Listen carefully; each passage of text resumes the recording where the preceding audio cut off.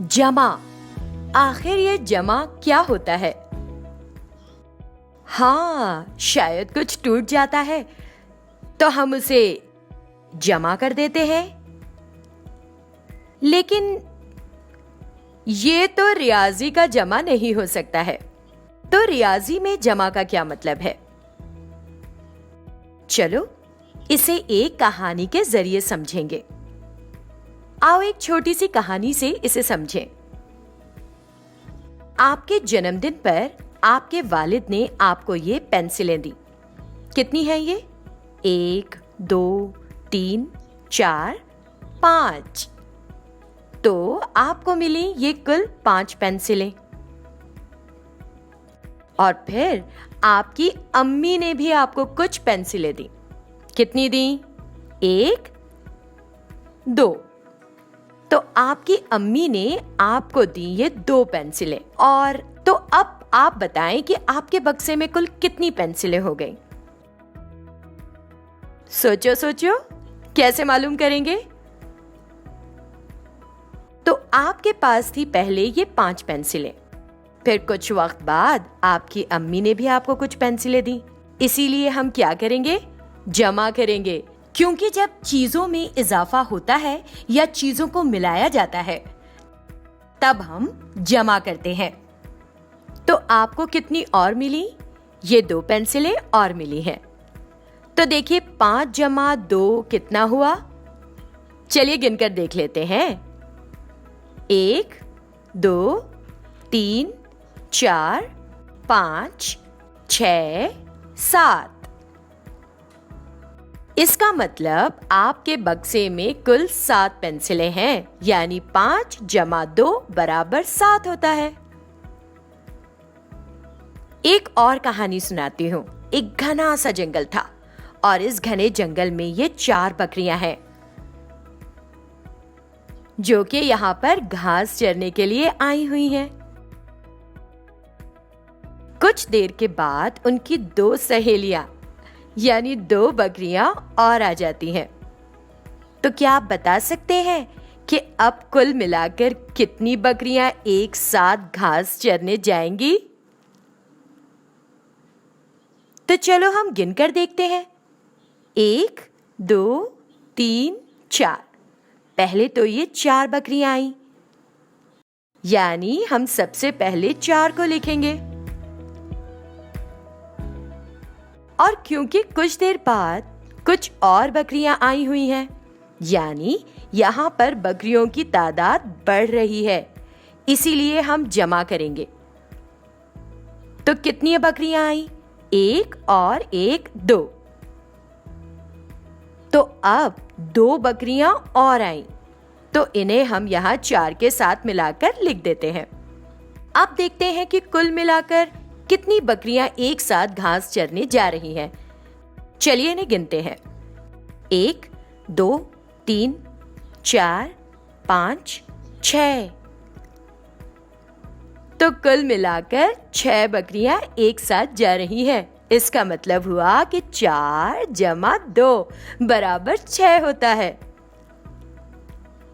अरे वाह दोस्तों, ये तो आम का दरख्त है और यहाँ एक और आम का दरख्त है। इन दोनों ही दरख्त पर मीठे और रसीले आम लगे हुए हैं। और चिंटू तो आम का शौकीन था, तो बस उसने पत्थर लिया और आम तोड़ने लगा। पहले दरख्त से उसे ये 1 आम मिला। फिर वो दूसरे दरख्त के पास पहुंचा जहां उसे ये 1, 2, 3 कुल 3 आम मिले। तो बताओ कि कुल मिलाकर उसे दोनों दरख्त से कितने आम मिले? तो देखिए पहले दरख्त से उसे ये 1 आम मिला और क्योंकि हमें कुल आम बताने हैं इसीलिए हम जमा करेंगे। तो दूसरे दरख्त से उसे कितने आम मिले? दूसरे दरख्त से उसे ये 3 आम मिले।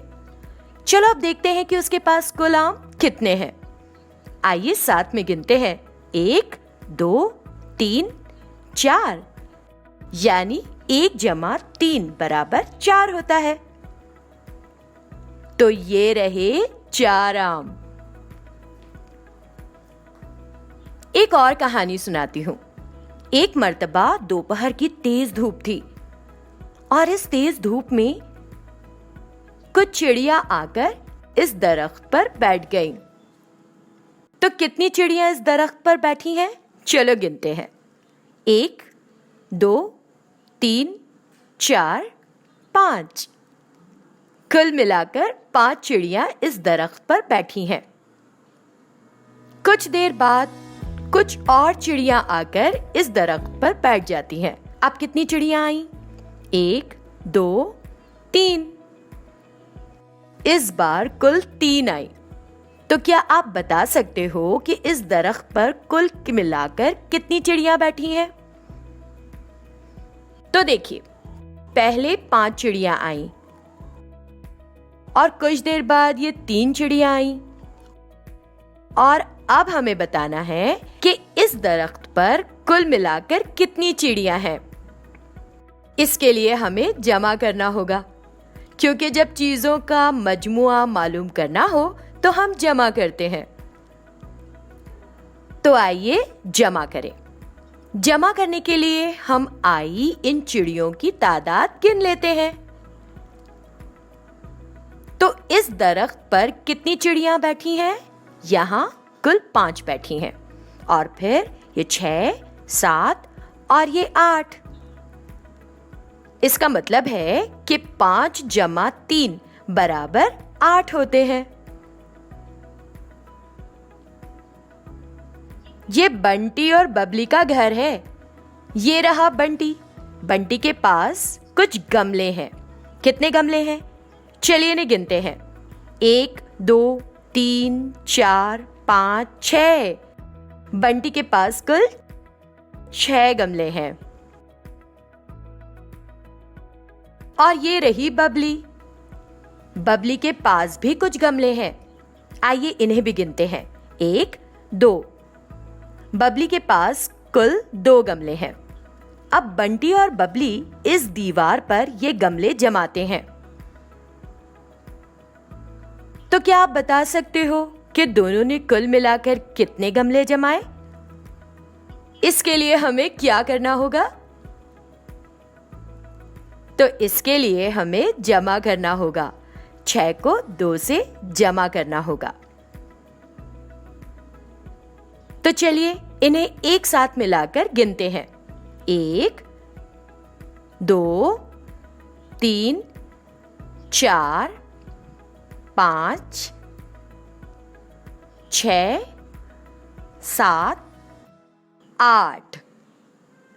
तो कुल मिलाकर 8 गमले हुए, यानी 6 जमा 2 8 होते हैं।